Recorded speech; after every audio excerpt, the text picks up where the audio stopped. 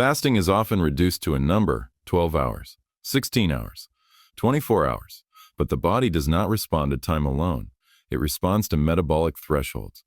When you stop eating, your body does not instantly begin a burning fat in a dramatic way. It moves through phases, each controlled by hormonal shifts. In the first several hours, your body primarily uses circulating glucose and stored glycogen. Insulin gradually declines. Only after insulin falls low enough does fat release meaningfully increase. The key hormone governing this transition is insulin. As insulin drops, fat cells release stored triglycerides into the bloodstream. The liver begins converting some of those fatty acids into ketone bodies, alternative fuel for the brain. But this does not happen at the same intensity at 12 hours versus 16 hours versus 24 hours. Each duration shifts the internal environment differently. Fuel source balance changes, stress hormones adjust, muscle protein turnover shifts, cellular cleanup pathways activate at different levels. One metabolic researcher explained it simply. A fasting is not a switch, it's a sequence. Understanding that sequence matters because a 12-hour fast may support metabolic stability. A 16-hour fast may deepen fat oxidation.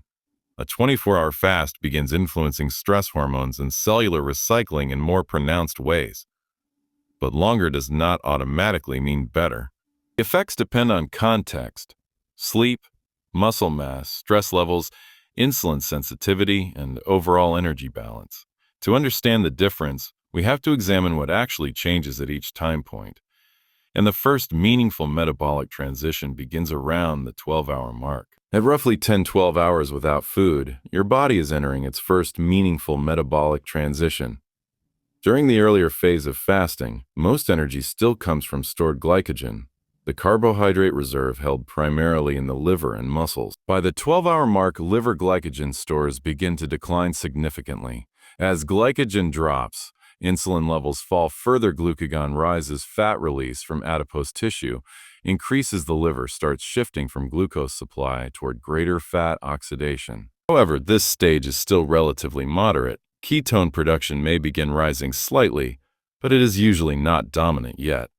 The body is in transition, not fully in fat-adapted mode. For many individuals, a consistent 12-hour fasting window supports improved insulin sensitivity, better blood sugar stability, reduced late-night caloric load. Importantly, stress hormones such as cortisol typically remain within normal rhythm at this length, meaning the body does not yet perceive significant metabolic stress. A clinical nutrition researcher once described this phase as a metabolic housekeeping, not metabolic stress. In other words, 12 hours aligns well with natural circadian biology, especially if the fasting window overlaps with sleep. But as fasting extends beyond this point, physiology deepens. Around 16 hours, fat oxidation increases more substantially, and ketone production becomes more measurable. That is where the conversation often becomes more polarized, because 16 hours is where metabolic flexibility begins to show. By 14-16 hours, the body has largely exhausted liver glycogen stores.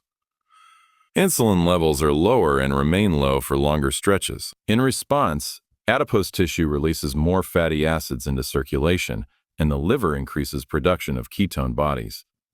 This is where many people begin describing the fat-burning phase of fasting. At this point, fat oxidation becomes a primary fuel source. Ketones rise measurably. In some individuals, insulin sensitivity may improve over time. Hunger hormones begin fluctuating more noticeably. One key hormone that shifts here is glucagon, which helps mobilize stored energy when insulin declines. For metabolically healthy individuals, a 16-hour fast can enhance metabolic flexibility, the ability to switch efficiently between glucose and fat as fuel.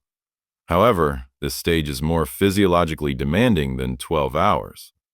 Cortisol may begin rising slightly, especially if sleep is poor or stress is already elevated. In some individuals, prolonged daily 16-hour fasting without adequate protein intake may also affect muscle protein balance.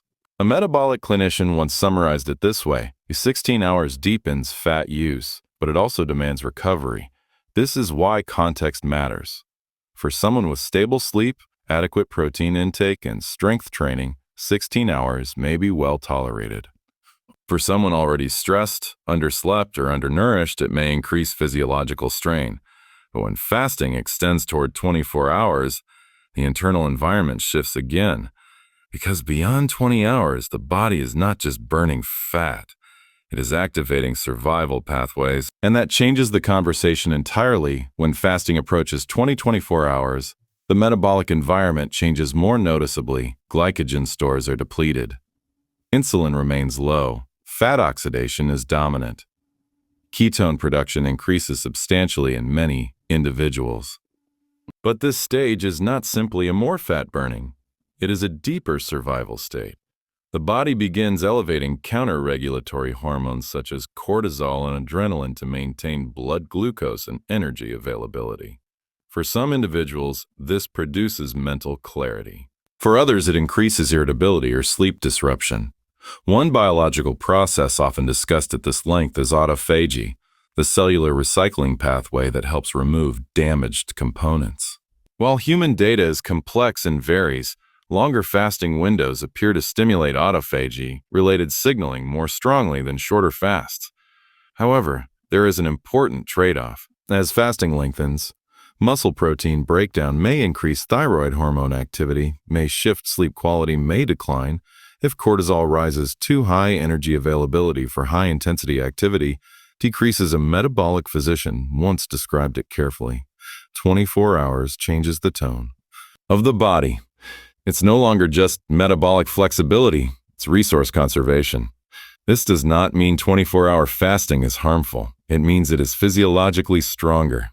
And stronger interventions require greater awareness of context, training load, stress levels, protein intake, metabolic health, which brings us to the central question: is longer always better, or does the benefit plateau while stress continues rising?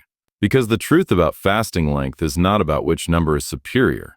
It is about what you are trying to achieve and what your body can sustainably support. Fasting length is not a competition.